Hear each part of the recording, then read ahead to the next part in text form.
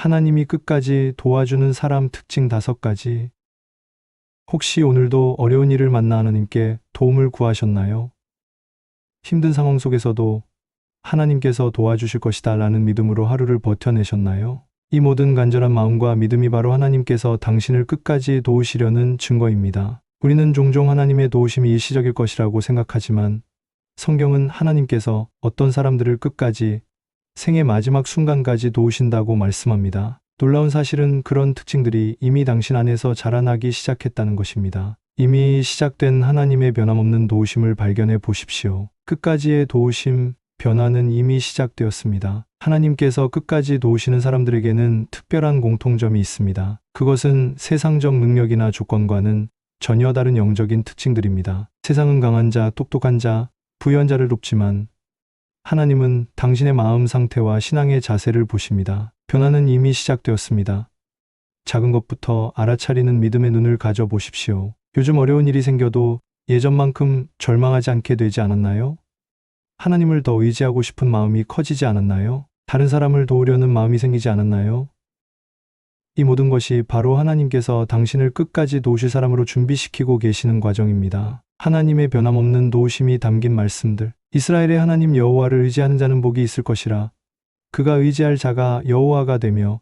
예레미야 17장 7절. 예레미야 선지자가 이 말씀을 전할 때는 이스라엘이 바벨론의 포로로 잡혀가기 직전의 절망적인 상황이었습니다. 하지만 그런 절망 속에서도 하나님은 끝까지 의지하는 자들을 복되게 하겠다고 약속하셨습니다. 여호와는 자기를 경외하는 자들과 그의 인자하심을 바라는 자들을 살피사 시편 133편 18절. 다윗이 고백한 이 말씀은 하나님께서 특별히 관심을 갖고 살피시는 사람들이 있다는 것을 보여줍니다. 하나님을 경외하고 하나님의 인자하심을 바라는 자들을 끝까지 돌보신다는 약속입니다. 첫 번째 특징, 하나님만을 의지하는 사람. 너는 마음을 다하여 여호와를 신뢰하고 내 명철을 의지하지 말라. 잠언 3장 5절. 하나님이 끝까지 도와주시는 사람의 첫 번째 특징은 오직 하나님만을 의지하는 것입니다. 이것은 다른 모든 도움을 거부한다는 뜻이 아니라 궁극적인 의지처를 하나님으로 두는 것을 의미합니다. 하나님만을 의지하는 사람의 모습들. 첫째, 어려운 일이 생겼을 때 가장 먼저 하나님께 기도합니다. 사람을 찾거나 세상적 방법을 먼저 의지하지 않고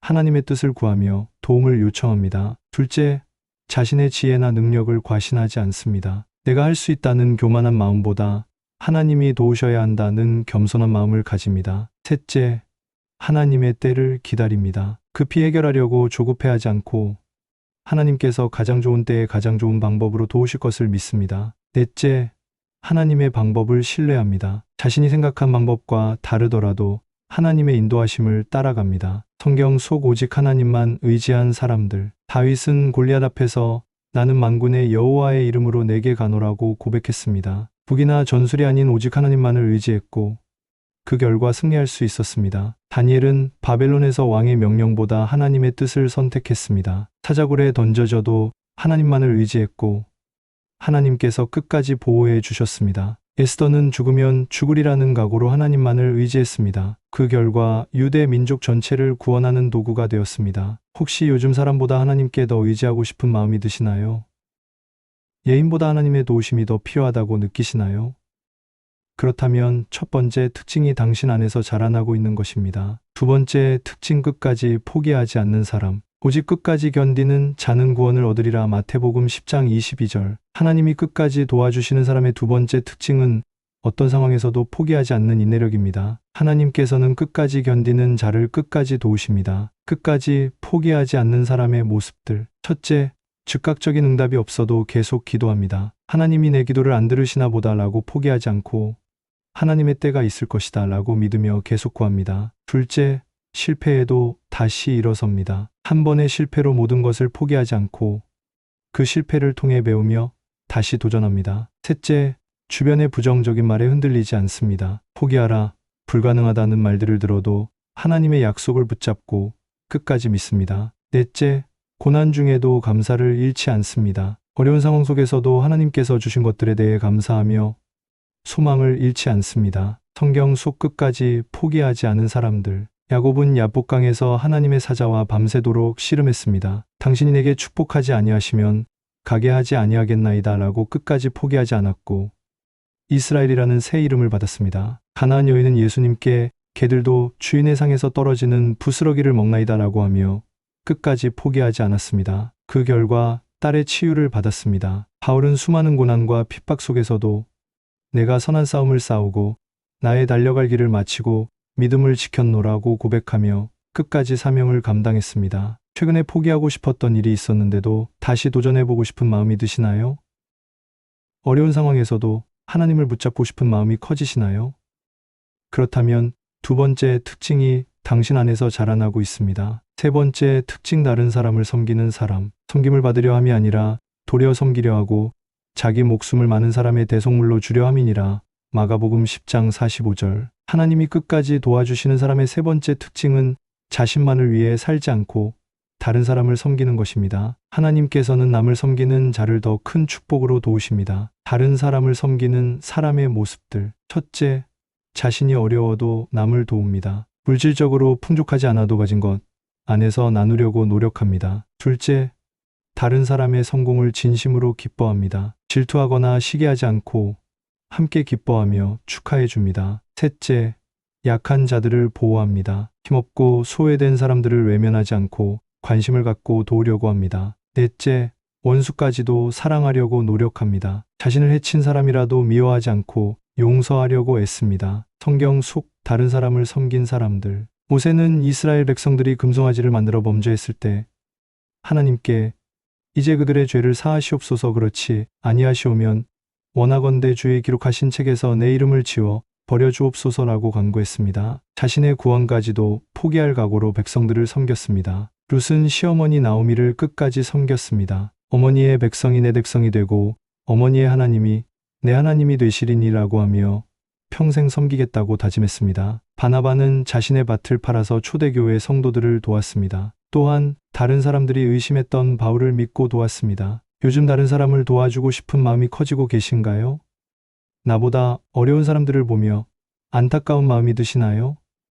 그렇다면 세 번째 특징이 당신 안에서 역사하고 있습니다. 네 번째 특징, 하나님의 말씀을 사랑하는 사람. 이 율법책을 내 입에서 떠나지 말게 하며 주야로 그것을 묵상하여 그 안에 기록된 대로 다 지켜 행하라, 그리하면 내 길이 평탄하게 될 것이며 얘가 형통하리라. 여호수아 1장 8절. 하나님이 끝까지 도와주시는 사람의 네 번째 특징은 하나님의 말씀을 사랑하고 순종하는 것입니다. 말씀 위에 삶의 기초를 두는 사람을 하나님께서 끝까지 인도하십니다. 하나님의 말씀을 사랑하는 사람의 모습들. 첫째, 매일 성경을 읽으려고 노력합니다. 바쁜 일상 속에서도 하나님의 말씀을 읽고 묵상하는 시간을 만듭니다. 둘째, 말씀대로 살려고 애씁니다. 단순히 읽기만 하는 것이 아니라 일상 속에서 말씀을 실천하려고 노력합니다. 셋째, 말씀을 통해 하나님의 뜻을 구합니다. 중요한 결정을 내릴 때 성경을 통해 하나님의 인도하심을 구합니다. 넷째, 다른 사람에게 말씀을 나눕니다. 혼자만 은혜 받는 것이 아니라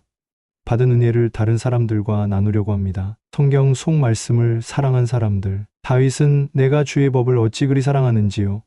내가 그것을 종일 묵상하나이다. 시편 119편 97절라고 고백했습니다. 말씀 묵상이 그의 일상이었고 그래서 하나님의 마음에 합한 사람이 될 수 있었습니다. 에스라는 여호와의 율법을 연구하여 준행하며 율례와 규례를 이스라엘에게 가르치기로 마음을 정하였더라. 에스라 7장 10절고 기록되어 있습니다. 말씀을 사랑하고 가르치는 것이 그의 사명이었습니다. 디모데는 또 어려서부터 성경을 알았나니 성경은 능히 너로 하여금 그리스도 예수 안에 있는 믿음으로 말미암아 구원에 이르는 지혜가 있게 하느니라. 디모데후서 3장 15절라고 바울이 증거했듯이 어려서부터 말씀 위에 삶의 기초를 두었습니다. 요즘 성경을 더 읽고 싶은 마음이 드시나요?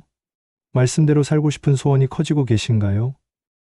그렇다면 네 번째 특징이 당신 안에서 자라나고 있습니다. 다섯 번째 특징, 감사를 잃지 않는 사람. 범사에 감사하라. 이것이 그리스도 예수 안에서 너희를 향하신 하나님의 뜻이니라.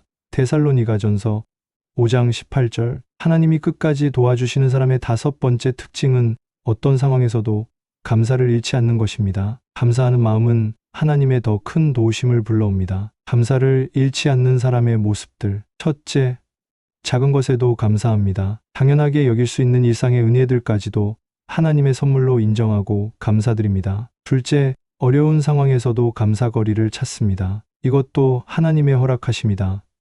이를 통해 배울 것이 있을 것이다 라는 마음으로 감사합니다. 셋째, 다른 사람의 축복을 보며 함께 감사합니다. 자신이 받지 못했다고 불평하지 않고 하나님의 선하심을 인정하며 감사합니다. 넷째, 과거의 은혜를 기억하며 감사합니다. 지나간 하나님의 도우심들을 잊지 않고 계속 감사드립니다. 성경 속 감사를 잃지 않은 사람들. 욥은 모든 것을 잃었을 때도 주신 이도 여호와시오 거두어 가신 이도 여호와시오니 여호와의 이름이 찬송을 받으실지니이다 라고 감사했습니다. 그 결과 하나님께서 갑절로 회복시켜 주셨습니다. 바울과 실라는 감옥에서 매를 맞고도 찬송했습니다. 밤중쯤 되어 바울과 실라가 기도하고 하나님을 찬송하매라고 기록되어 있습니다. 그때 지진이 일어나 감옥 문이 열렸습니다. 한나는 아이가 없어 고통스러웠지만 사무엘을 낳은 후 내 마음이 여호와로 말미암아 즐거워하며 라는 찬송을 드렸습니다. 어려운 중에도 감사할 거리들을 발견하고 계신가요? 하나님께 감사드리고 싶은 마음이 커지고 계신가요? 그렇다면 다섯 번째 특징이 당신 안에서 역사하고 있습니다. 이 특징들이 가져오는 놀라운 변화들, 이 다섯 가지 특징을 가진 사람에게는 하나님의 끝까지의 도우심이 나타납니다. 하나님의 도우심의 모습들. 첫째, 위기의 순간의 길이 열립니다. 막다른 길처럼 보이는 상황에서도 하나님께서 새로운 길을 열어주십니다. 둘째, 필요한 것들이 공급됩니다. 때로는 예상치 못한 방법으로, 때로는 예상치 못한 사람을 통해 필요가 채워집니다. 셋째, 지혜와 능력이 주어집니다. 자신의 힘으로는 할 수 없는 일들을 하나님의 도우심으로 감당할 수 있게 됩니다. 넷째, 평안과 기쁨이 넘칩니다. 어려운 상황 속에서도 하나님이 함께 하신다는 확신으로 평안을 누립니다. 끝까지 도우심을 받은 성경 인물들의 결말. 아브라함은 100세에 이삭을 낳고 큰 민족의 조상이 되었습니다. 모세는 120세까지 눈이 흐리지 않고 기력이 쇠하지 않았습니다. 다윗은 이스라엘의 위대한 왕이 되어 하나님의 마음에 합한 사람이라는 칭찬을 받았습니다. 다니엘은 새 나라를 섬기며 끝까지 하나님께 쓰임받았습니다. 지금 당장 실천할 수 있는 끝까지 도우심 받는 방법들, 하나님만을 의지하는 습관을 만들어 보세요입니다. 어려운 일이 생겼을 때 가장 먼저 하나님께 기도하는 습관을 기르세요. 포기하지 않는 인내력을 키워보세요입니다. 작은 일부터 끝까지 해내는 연습을 하며 인내력을 기르세요. 다른 사람을 섬기는 마음을 실천해 보세요입니다. 주변의 어려운 사람들을 위해 기도하고 작은 것이라도 도와주세요. 매일 말씀을 읽고 묵상해 보세요입니다. 하루에 조금씩이라도 성경을 읽고 하나님의 뜻을 구하세요. 감사 일기를 써보세요입니다. 매일 감사할 일들을 3가지씩 적으며 감사하는 마음을 기르세요. 지금 이 순간에도 일어나는 놀라운 끝까지의 도우심. 당신이 이 영상을 보고 있는 지금 이 순간에도 하나님께서는 당신을 끝까지 도우시려는 계획을 세워놓고 계십니다. 이 5가지 특징들이 당신 안에서 자라날 때 하나님의 끝까지의 도우심이 새로운 차원으로 나타날 것입니다. 여호와의 눈은 온 땅을 두루 감찰하사 전심으로 자기에게 향하는 자들을 위하여 능력을 베푸시나니. 역대하 16장 9절. 하나님의 끝까지의 도우심은 조건 없는 것이 아닙니다. 전심으로 하나님께 향하는 자들에게 주어지는 특별한 은혜입니다. 이 특징들을 기를 때 더 큰 변화가 시작됩니다. 보이지 않던 하나님의 도우심들이 보이기 시작하고 인생의 모든 영역에서 하나님의 손길을 경험하게 됩니다. 하나님의 놀라운 도우심은 준비된 마음에서 배가 됩니다. 이 5가지 특징을 기르며 사는 사람에게 하나님은 상상을 초월하는 도우심을 주십니다. 끝까지 도우심의 확신과 믿음의 선언. 지금 이 순간에도 놀라운 하나님의 도우심이 일어나고 있습니다. 하나님께서는 당신을 통해 더 큰 영광을 나타내시려는 계획을 가지고 계십니다. 이 5가지 특징을 기르는 것은 더 큰 도우심의 문을 엽니다. 당신이 지금 이 특징들을 실천하기 시작할 때 하나님의 끝까지의 도우심이 새로운 차원으로 임할 것입니다. 하나님은 준비된 자녀에게 끝까지의 도우심을 주십니다. 오늘부터 이 5가지 특징을 하나씩 실천해 나가시기 바랍니다. 이 끝까지 도우심의 메시지가 여러분의 마음의 믿음의 불씨를 지펴드렸다면 댓글에 이렇게 써주세요. 나는 지금 하나님께서 끝까지 도와주시는 사람의 특징을 기르며 하나님의 끝까지의 도우심을 경험하겠습니다. 여러분의 믿음의 고백 하나하나가 더 많은 사람들에게 끝까지 도우심의 소망을 전하는 통로가 될 것입니다. 그리고 하나님께서는 믿음으로 고백하는 자들을 통해 더 큰 도우심의 역사를 만들어 가실 것입니다. 이 끝까지 도우심과 믿음의 메시지가 은혜가 되셨다면 구독과 좋아요, 알림 설정으로 더 많은 도우심의 은혜를 함께 나누어요. 한 번의 공유가 누군가에게는 절망에서 벗어나는 끝까지 도우심의 시작이 될 수 있습니다. 하나님의 놀라운 끝까지의 도우심과 그 도우심을 통한 놀라운 인생의 변화가 오늘도 여러분의 삶 전체에 흘러가기를 축복합니다. 아멘.